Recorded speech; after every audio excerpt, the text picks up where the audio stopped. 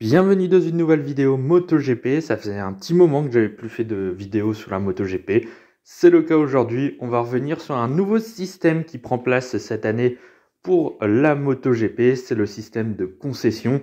Ces aides qui sont données aux équipes les moins développées pour pouvoir rattraper les équipes leaders tout simplement du championnat. Ce système avait été mis en place en 2016 pour aider les équipes européennes, notamment Ducati, Aprilia et un tout petit peu plus tard KTM et Suzuki de mémoire, mais je suis pas bien sûr.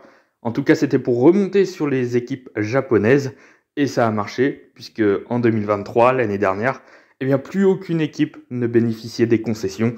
Ça veut dire que le niveau du MotoGP était vraiment devenu homogène.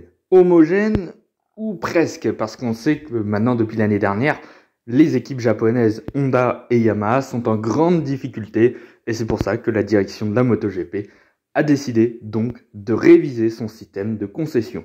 Autrement dit, elle redonne des concessions à Yamaha et à Honda. C'est quand même assez ironique de donner les concessions aux équipes japonaises comme Yamaha et Honda quand on sait qu'il y a 8 ans, quand ce système a été mis en place pour la première fois, c'était justement pour rattraper Honda et Yamaha qui étaient au sommet il y a 8 ans. Et depuis, ça a bien changé. Et c'est pour ça d'ailleurs que le nouveau système de concession a été revu pour cette saison. Vu comme ça, le nouveau système a l'air vraiment très complexe, mais au final, quand on regarde vraiment par rapport à l'ancien système, c'est quasiment le même, à quelques changements près. C'est justement ce qu'on va voir dans cette vidéo. N'oubliez pas de liker, partager, commenter et surtout vous abonner à la chaîne, c'est très important. On va tenter d'y voir un peu plus clair sur ce nouveau système de concession. Tout d'abord un point sur l'ancien système de concession qui avait été donc utilisé entre 2016 et 2023, même si l'année dernière personne n'utilisait les concessions. Aprilia était la dernière équipe à en bénéficier, c'était en 2022. Avec ces très bons résultats, il n'y avait plus de concessions pour cette saison 2023 pour Aprilia. L'ancien système, il était assez simple. Plus simple, je pense, que celui de 2024. Tout simplement parce qu'une équipe commence avec 6 points de concession sur un an. Donc tous les résultats au-delà d'il y a un an ne comptent plus. Et donc quand une équipe remportait un Grand Prix MotoGP, il perdait 3 points de concession. S'il terminait deuxième, il perdait 2 points de concession. Et troisième, 1 point de concession en moins. Donc en gros, si une équipe qui avait ces 6 points de concession durant l'année, si elle gagne une course, qu'elle finit deuxième et troisième dans la saison, les 6 points sont perdus et il n'y aura plus de concessions pour l'année suivante. Elle conserve ses concessions pour toute la saison. C'est ce qui avait été le cas avec Aprilia qui a perdu assez rapidement ses concessions en début d'année 2022 avec tous les podiums d'Aleix Espargaro et même sa victoire en tout début d'année. Aprilia a perdu ses concessions assez rapidement, mais ils les ont gardées pour toute la saison 2022. Ils les ont perdues seulement pour la saison 2023. Les avantages de ces concessions, c'était déjà 9 moteurs dans la saison, au lieu de 7 pour les équipes qui ne bénéficiaient pas de concessions dans l'ancien système. Ces moteurs, ils avaient le droit d'être développés, ce qui n'était pas le cas pour les autres équipes. Également, il y avait plus de tests. Les pilotes officiels, les pilotes titulaires, pouvaient participer aussi aux tests sur n'importe quelle piste. Donc ça, c'était encore un avantage. Et également, dans le championnat, 6 wildcards, donc les pilotes tests pouvaient participer à maximum 6 grands prix dans la saison, au lieu de 3 pour les équipes qui n'avaient pas de concession. Évidemment, tout cela dans le but de faire progresser la moto le plus rapidement possible pour des petites équipes. On pense à Aprilia notamment, qui était vraiment une petite équipe, qui n'a pas du tout, et encore maintenant, qui n'a pas les moyens des grosses équipes comme Ducati, KTM, Yamaha ou Honda. Mais bon, force est de constater que ça les a bien aidés parce que maintenant, ils sont à un très bon niveau.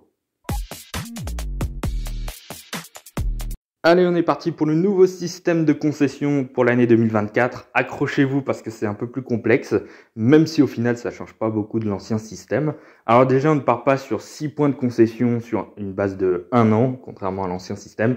Cette fois-ci, on prend en compte le nombre total de points qu'un constructeur pouvait marquer lors de la saison 2023. Et donc l'année dernière, un constructeur pouvait marquer maximum 728 points dans la saison. On prend ces calculs avec les 25 points des 20 courses qui ont eu lieu l'année dernière, 20 courses principales, ainsi que les 12 points de la victoire de la course sprint. L'année dernière, il n'y en a eu que 19, vu que celle de l'Australie avait été annulée à cause de la météo. Donc 728 points. Et à partir de ce total-là, eh bien, on va calculer des pourcentages. Il y a beaucoup de maths.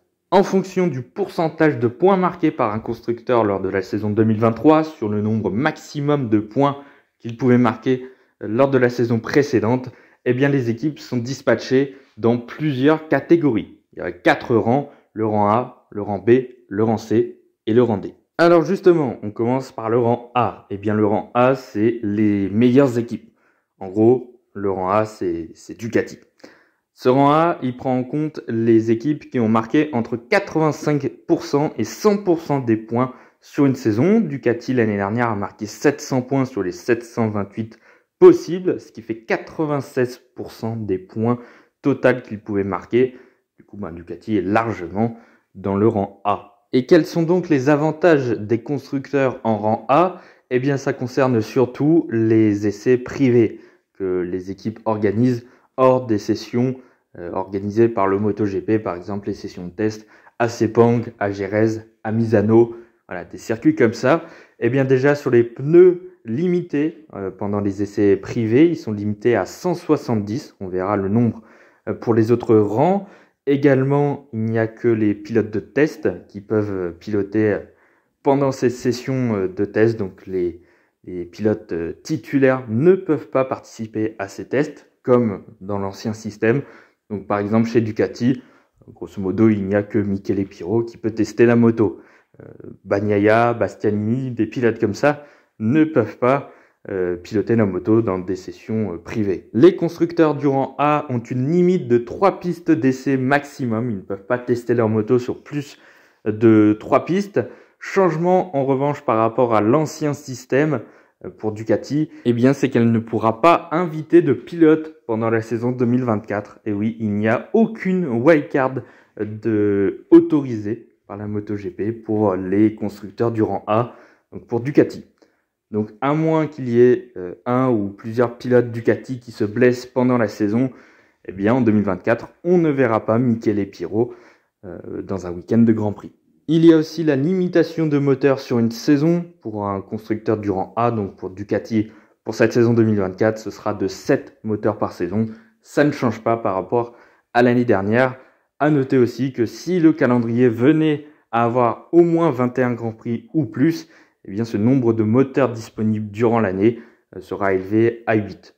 Et le développement de ces moteurs est évidemment gelé pour la saison, ainsi que la mise à jour aéro. Il n'y en a qu'une seule possible dans l'année pour Ducati et les constructeurs du rang A à l'avenir. Ensuite vient le rang B, et là il n'y a aucun constructeur pour cette saison 2024. Personne ne rentre dans cette catégorie. Ce seraient les constructeurs qui ont obtenu entre 60 et 85% des points au total, ce qui n'est pas le cas de KTM et Aprilia qui sont dans le rang inférieur. Donc juste pour information, le nombre de pneus limité est de 190 pour les tests contre 170 pour le rang A. Après, globalement, ça ne change pas. C'est toujours les pilotes tests qui font les essais. Toujours 3 pistes limitées. Toujours 7 moteurs dans la saison. Développement gelé avec une mise à jour aéro une seule fois.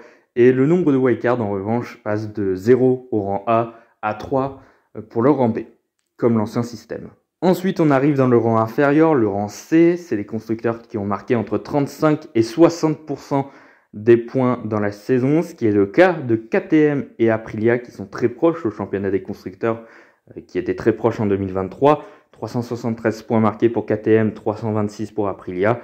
KTM est à 51% de points marqués, 44% pour Aprilia, donc ils rentrent dans cette catégorie. Là, il y a quelques changements par rapport aux deux autres catégories. Le nombre de pneus d'essai monte à 220 contre 190 au rang B et 170 au rang A. Pour ensuite, c'est toujours les pilotes de test qui font les essais, pas plus de 3 pistes, 7 moteurs avec le développement gelé, une mise à jour aéro dans l'année, c'est tout. Et ce qui change, c'est le nombre de wildcards qui passe à 6 pour ces constructeurs-là, contre 3 pour le rang B et 0 pour le A. Donc ils auront 3 wildcards de plus par rapport à l'année dernière. Et ensuite, on va se le dire, c'est ce qui nous intéresse un peu le plus, c'est les constructeurs japonais Honda et Yamaha qui se classent dans le tout dernier rang, le rang D, pour les constructeurs qui ont marqué entre 0 et 35% des points, ce qui est le cas de Yamaha avec 196 points et Honda à 185 qui sont à 26 et 25% de points marqués. Donc honnêtement, ils sont pas très loin de la limite. Donc s'il y a un petit peu de progrès par rapport à l'année dernière, Yamaha et Honda pourraient glisser dans le rang C durant l'année. Et là en revanche, il y a beaucoup de changements par rapport aux autres rangs. Déjà, le nombre de pneus d'essai monte à 260, soit déjà 42 plus que dans le rang C. Tous les pilotes peuvent participer aux tests privés, ce qui n'est pas le cas dans les rangs A, B et C. Donc Fabio Quartararo pourra participer par exemple à des tests privés pour développer la moto en dehors des tests organisés par la MotoGP, son coéquipier aussi Alex Rins ou Johann Zarco par exemple pour Honda. Ils pourront tester leur moto sur toutes les pistes, n'importe lesquelles, ils ne sont pas limités là-dessus. Également, il y aura 9 moteurs dans l'année au lieu de 7. Donc c'est grosso modo les concessions de l'ancien système qui était à 9. Le développement est non gelé, donc ils peuvent développer leur moteur durant l'année. Et il y aura 2 mises à jour aéro qu'ils pourront faire dans l'année au lieu de 1. Sinon, du côté des wildcards, pas de changement là-dessus par rapport au rang C. Toujours 6 wildcards dans l'année, mais Yamaha ne semble pas vraiment être très concerné là-dessus. Ils avaient 3 wildcards l'année dernière, ils en ont utilisé que 1, donc ça ne sert pas grand-chose pour eux. Ça servira peut-être un peu plus pour Honda. En revanche, là où c'est un peu plus complexe, c'est qu'un constructeur va pouvoir changer de rang en cours de saison. Et oui, il y aura 2 périodes de calcul. Alors tout d'abord, sur une année complète, par exemple pour la saison 2023, là les rangs sont calculés sur la saison entière de 2023, donc du premier au dernier Grand Prix. Mais il y aura ici une deuxième période de calcul. Ce sera entre le premier Grand Prix après les tests de Misano qui auront lieu pendant la saison 2024 et entre le premier Grand Prix avant les tests de l'année prochaine qui ne sont pas connus. Ce sera sûrement Misano, donc ce sera sur une durée d'1 an là aussi, mais en milieu de saison. Cette coupure de la saison en 2, c'est fait par exemple pour un constructeur du rang D, comme Yamaha ou Honda, s'ils font une grosse progression en première partie de saison grâce aux avantages donnés au rang D, qu'ils ne conservent pas ces avantages tout le long de la saison. Sinon, ça dénature un petit peu la compétition.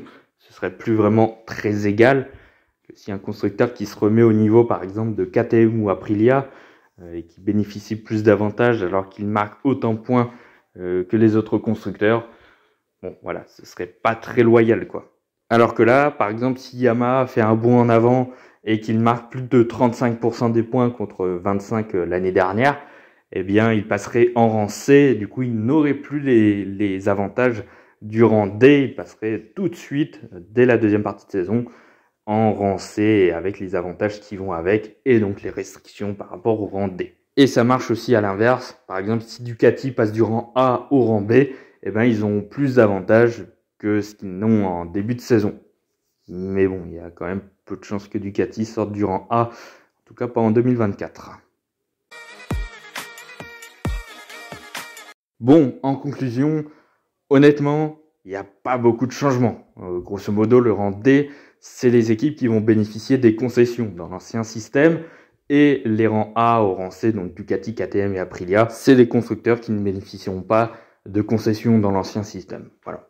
Même si KTM et Aprilia ont un peu plus d'avantages que Ducati, enfin bon, ça saute pas aux yeux. C'est vraiment entre le rang C et le rang D, où là, il y a vraiment beaucoup de changements. Sinon, entre le rang A et le rang C, à part plus de pneus, plus de wildcard, bah, tout le reste c'est pareil. Donc, ouais, on a changé le système, mais bon, grosso modo, ça reste à peu près le même. En fait, on a complexifié la chose, mais au final, ça revient au même. Même moi, quand j'ai regardé la première fois le nouveau système de concession, je n'ai rien compris. Ensuite, quand je m'y suis mis, notamment pour faire la vidéo, j'ai regardé quelques autres vidéos d'autres youtubeurs, par exemple, qui expliquaient déjà le système. J'ai beaucoup mieux compris et au final, je me rends compte que c'est presque le même système. Il y a quelques changements, mais ça reste le même. Bon, en tout cas, c'est la fin de cette vidéo. Merci d'avoir écouté jusque-là. N'oubliez pas de liker, partager, commenter et surtout vous abonner à la chaîne. C'est très important. Nous, on se retrouve dans quelques jours pour de prochaines vidéos. À bientôt.